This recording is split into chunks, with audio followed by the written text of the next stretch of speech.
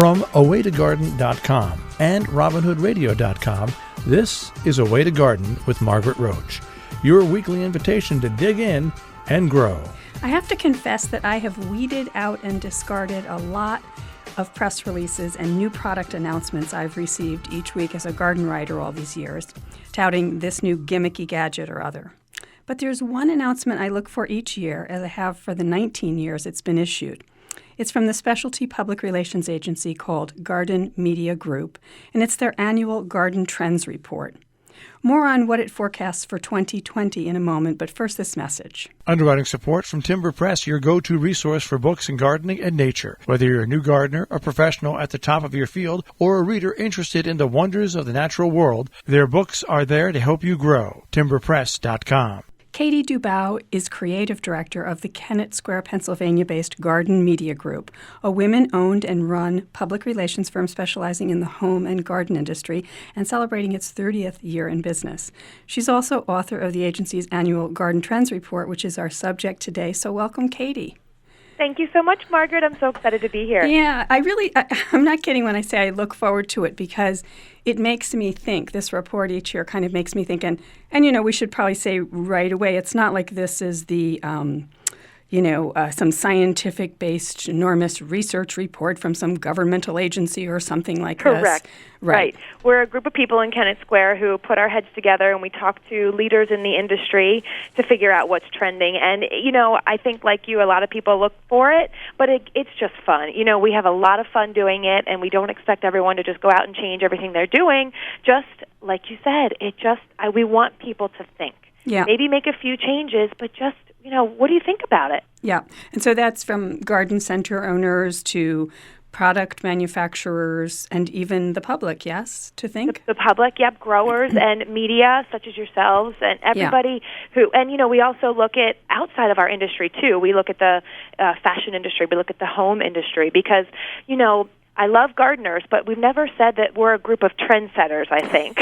So we look outside of our industry to see what are some of the changes happening out there that may affect us. Right. So let's backtrack for a second of sort of a quick What's Garden Media Group question, because I feel like, if I recall correctly, the story sort of begins with your mother, Susan McCoy, and an early client of hers, I think, was like the American mushroom growers or something. You got it. Yeah, the way she tells the story, and she's my mom, so Susie McCoy is my mom, and she started this business when she put me on the bus to kindergarten. Yeah. Which is, especially an important year for me as I put my daughter on the bus to kindergarten this year also. Oh, wow. So it's really coming full circle. But she worked here in Kennett Square with the mushroom industry because Kennett is the mushroom capital of the world.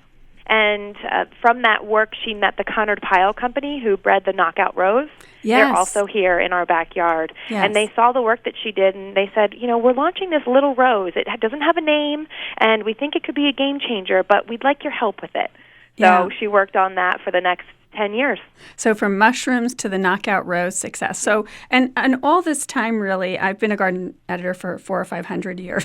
So, but you've done the Garden Trends Report for, 19 years, I think it is now? This is our 19th report. Yeah. And so trends. So even the casual garden shopper will have noticed trends. Like one year you go into the garden centers and there's a million orange flowered things that, the year before there wasn't so much orange or whatever.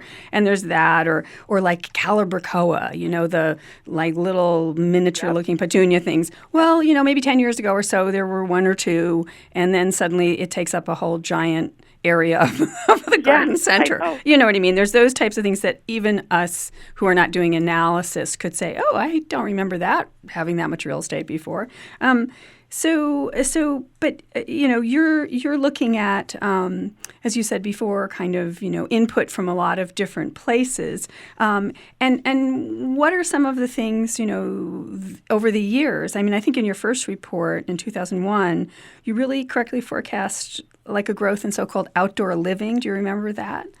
Yes. Well, I wasn't working here then, but I do remember, I've read all the trends reports, and the fascinating thing was at that time, it was the era of the McMansion. Yes. And so, people had TVs outside. They Yes. were installing literally outdoor living rooms. Their kitchens outdoors were magnificent.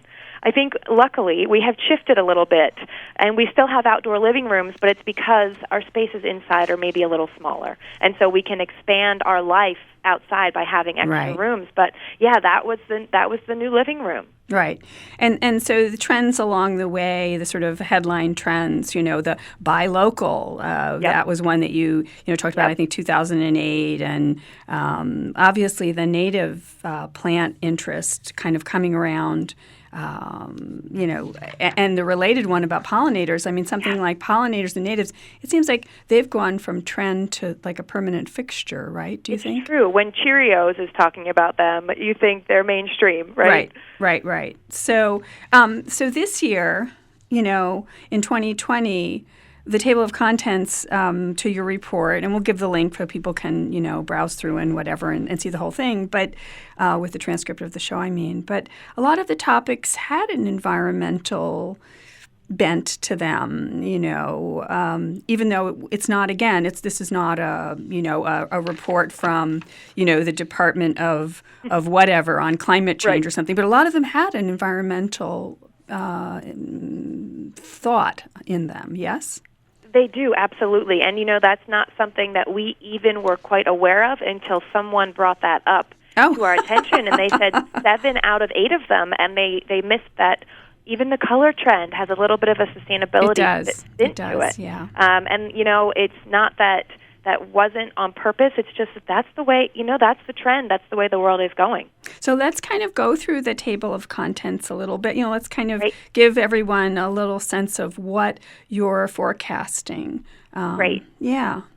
So the way that we do our trends, and the reason that they're listed this way is because we start more on what's happening on a global scale, and then it kind of goes down into how it affects your backyard. Some people might not be seeing our first trend, which is called Cities of the Future. It might not be something that's so close to home, and as we get deeper into the trends, they're really, really close to home. So our Cities of the Future one is just that, right now, more than half of our world lives in cities, but that's expected to change by 2050 and to 70%. And so with the number of people that are moving into our cities, things are going to have to change about our cities, not just to accommodate those numbers of people, but to be a city that attracts the kind of person who wants to move to a city. How are you changing your city to be more green-facing? And that really is the big change here, and how it affects our industry is the rise of this thing we call the Central Recreational District. Okay. So I'm sure you've heard of the CBD, a different kind of CBD that maybe is trendy right now, but the Central Business District. Yeah. It's the general downtown. Well, this is a new area that cities will have to have that include greenery. It's parks, historic places, and, dare I say it, Instagrammable places that will attract this younger person to move into this area and to live in this city. It's just going to be an element that a city must have to attract people to it. And so urban trees kind of have to be reinvented in a way, too. The old sort of street tree system may not work as well. We have to have some good sustainable urban trees for a future in a changing climate, and as you say, these green spaces that are accessible, not just one park in the outreaches, but more integrated. And I'm glad you brought up trees because they're such an important, I think that oftentimes we have tree blindness. We think they'll always just be there.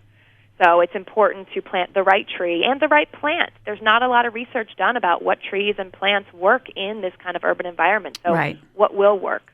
Right. And then after the sort of Cities of the Future, the report talks about a circular economy. Yes. Have you heard of that term before? It was funny. I had not.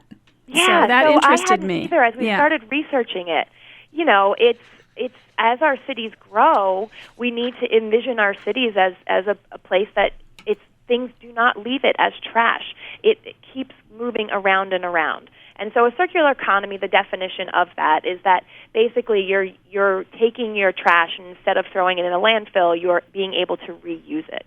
And the reason that we need to do that is because, as a society, I don't know, Margaret, did you ever darn your socks?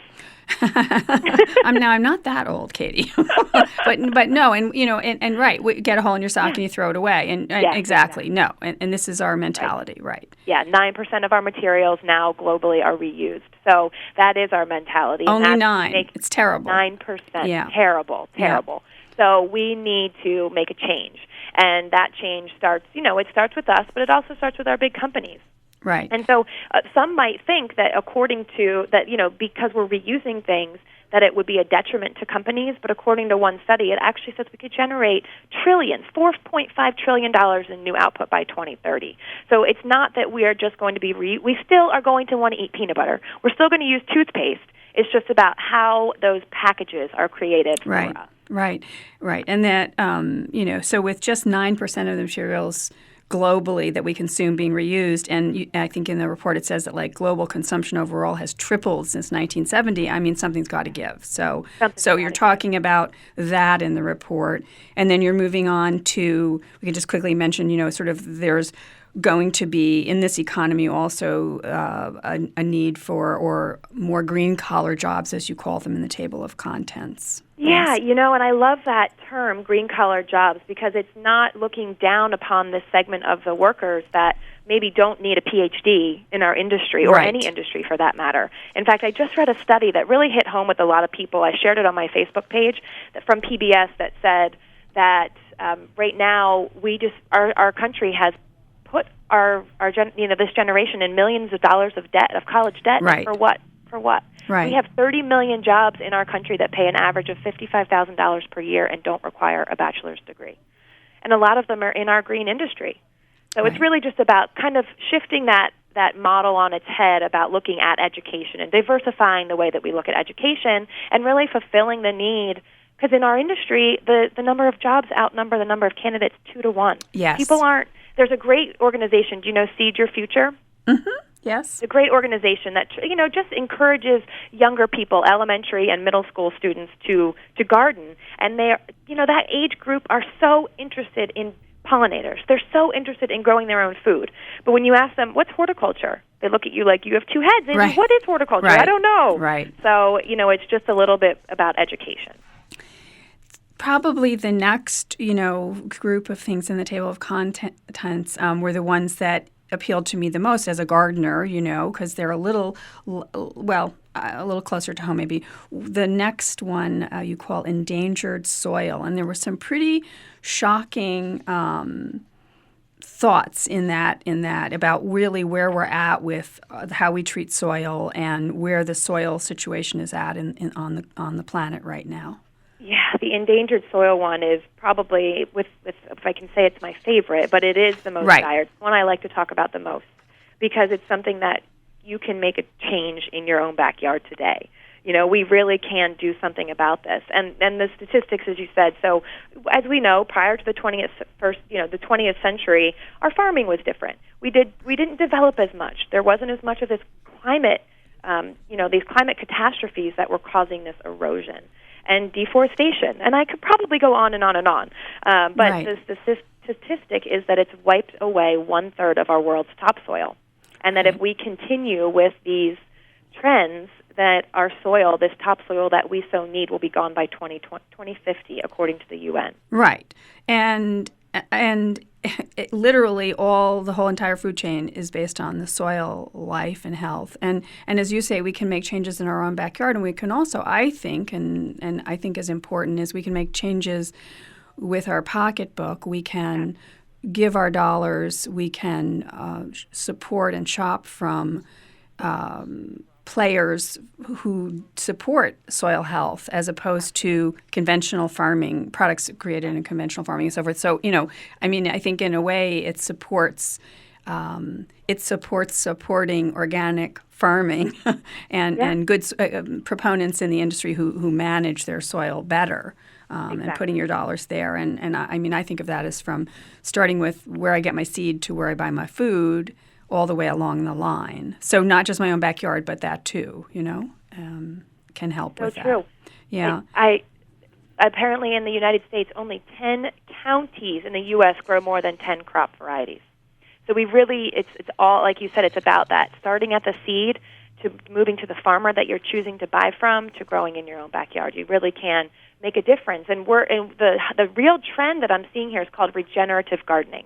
Right. And it's like you said, organic. It's building on organic gardening. It's doing all of the elements of organic gardening, but just having the idea of putting the nutrients back in the soil. It's adding that extra layer of regenerating your soil because that will also help sequester carbon. Right. And there is evidence that there are companies now who are onto this, even large corporations that we've heard of, who are realizing and who are making a contribution in this direction that are alert to it. They are, and sometimes I look at some of those and I think it's just lip service, but it does seem like there are some that are actually. I mean, even General Mills has committed to regenerate 1 million acres and fund farmer trainings, and that's really what we need. Is we know how stressed our farmers are, so to be able to give them the resources to make the right choices. Right. So we go from there to, in the report, we go to sort of beyond. It's almost like a new form of organic certification that you're kind of talking about, or that came up at, I guess, at the Natural Products Expo and elsewhere this year. People have been talking about sort of going beyond just the plain organic standards. Is that the idea? Yeah, and this is a little controversial because do farmers and other supporters and growers need another certification? Right. But this helps people understand that your farmer that you're choosing is not just practicing organic, but they're also dedicated to rejuvenating the soil, also fair trade and animal welfare practices. So it adds a couple things to that organic label, which is great. But again, do we need, now we're non-GMO and we're organic and we're OMRI, and so it's a little controversial, but I think it's important because it's consumers. They say, according to Nielsen, half of U.S. consumers would buy a brand if it's committed to the environment. So we, as consumers, as you said, vote with our wallets. Right. A couple of the next things in the report I loved, because some of them, in one case, it wasn't so much environmental, sort of thinking, you called it thinking outside the house and kind of about houseplants and beyond. We can talk about that in a minute, but there were two more that were kind of environmental. One you called the frog whisperer, and one not just some fungi. And those in quickly explaining, talking about these sort of helper creatures that we also have to help and support, like the frogs, the animals closer to the base of the food chain. Well, you were a big trendsetter on that frog trend. With basically, you could call Instagram Frogstagram for you. I think. I know, right? I'm a frog lady. Yeah. And I've appreciated them. People have asked me for decades. Every year I get the same questions, and at one point every year it's, how do I get rid of the slugs eating the holes in my hosta leaves or whatever plant? And I'm like, get a snake, get a frog, and I don't mean get one. I mean make a supportive place where they're welcome, and that goes back to regenerative gardening, right? Yeah, I was presenting this trends talk to a group of garden center owners, and one of them asked me, how do I attract frogs? How do I get frogs? Where do I get them? And I said, well, it's just like pollinators. Frogs, as you said, are indicator species. Exactly. If you don't have them, you need to plant for them and provide habitat for them. And stop using... If you build it, they will come. And stop using store-bought, chemicals and other things too. Yeah. So and the fungi one was in there, and I love that, and we can talk about that if we have time. But I want to get on to one thing that it kept making me think about that I think you and I have in common. I go out and give lectures, and either to large cooperative extension groups or smaller garden clubs or whatever, and I look out into the audience, and everyone's my age or older. And I'm concerned, and I wonder how these trends, or trends in general that you see, because you go around the country and you talk about this to people, and even beyond that, you talk about what you see, the pulse that you see, and so forth. But I wonder, do you feel also that gardening is not being handed down to the next generations? Now, you're a young mom, yes? You're much younger than I am. You're a young mom. You love it. I think you're a judge at Philadelphia Flower Show. Is that right? So you obviously have, the bug has bitten you. But I wonder, how are we doing, and which of these trends, or what trends? I mean, they used to say, windowsill herb gardening was the gateway to gardening or something. I mean, what's really the case, do you think? What's the hope? Well, I used to say that too. Herbs are the gateway drug to gardening, but it seems that they are not, and that it is houseplants. And it really is fascinating to see the change in, and I don't know if you've been to a houseplant swap, one of these new meetups.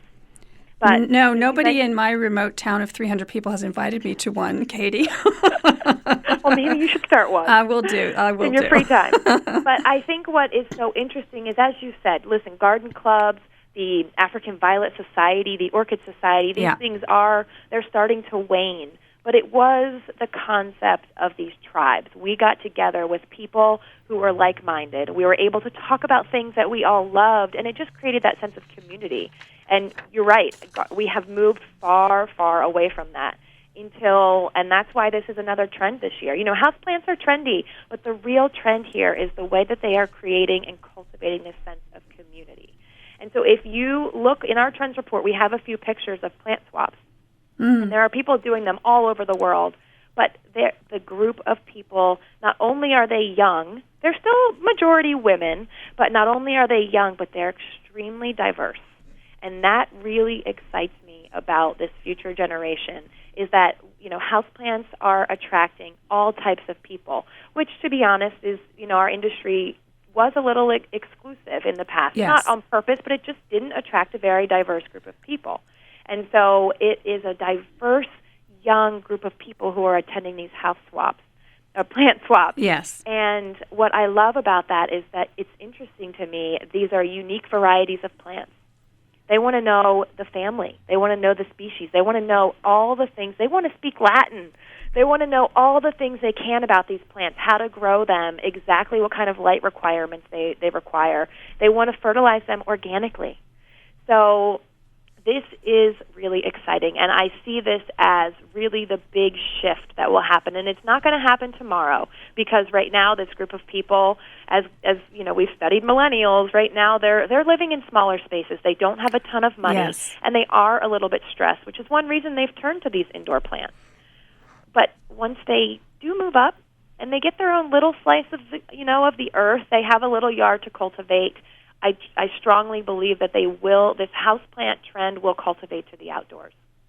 Yeah, I mean, it's fascinating. On Instagram, you've mentioned Instagram, and, I love seeing, and I follow a number of people who really their entire expertise and stream is about houseplants, and you see them talk about monsteras and this one and that one, these different plants that when I began gardening were rarities, relatively speaking. And now, thanks to big changes in technology with micropropagation and, the ability to multiply plants, rare plants faster in many cases into, almost not big box, but almost big box, and in some cases big box proportions, numbers.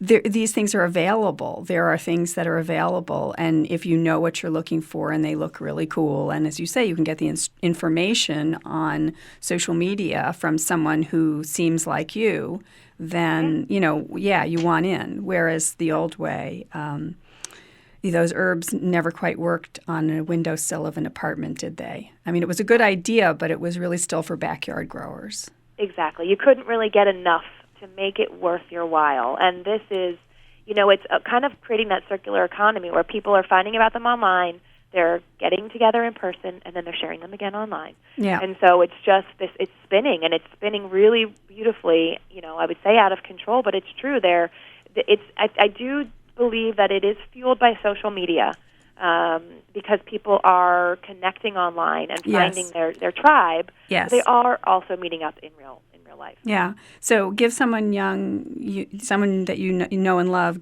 who's young, give them a houseplant this Christmas and spread the word of plant parenting, right? Yes, to them. exactly. Yeah, yes. In fact, this one new plant, well, it's not, this one rare plant, String of Hearts, do you know that plant? Yes.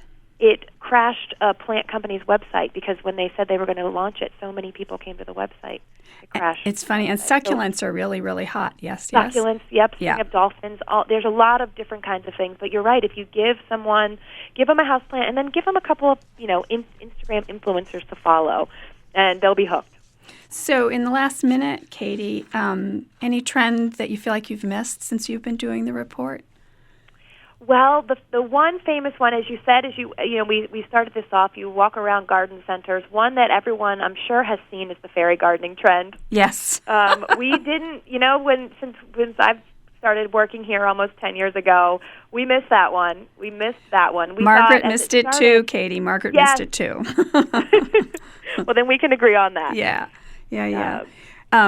So that's one. Well, that's okay. I'm going to forgive you for that one. But as I said in the introduction, Katie Dubow, I really enjoy when the report comes out. It gets me thinking, and it gets me thinking about things like I just said about young people and how we can invite them in. And I think that's one of the really big, important mission statements for your company, for the garden industry, for me as a communicator in the garden world. So I appreciate you're stimulating those kinds of positive thoughts. Thank you. Thank you. I hope to talk to you again soon. Yes, thanks. Me too, Margaret. Okay. Underwriting support from Timber Press, your go-to resource for books in gardening and nature. Whether you're a new gardener, a professional at the top of your field, or a reader interested in the wonders of the natural world, their books are there to help you grow. timberpress.com. And I hope to talk to all the rest of you again soon. Now, don't miss an episode. You can subscribe free to the podcast version of the show on iTunes or Stitcher or Spotify. And you can find me anytime at awaytogarden.com or at Facebook or on Instagram as @awaytogarden. And happy gardening meantime. Away to Garden with Margaret Roach is a joint production of awaytogarden.com and the smallest NPR station in the nation, Robin Hood Radio.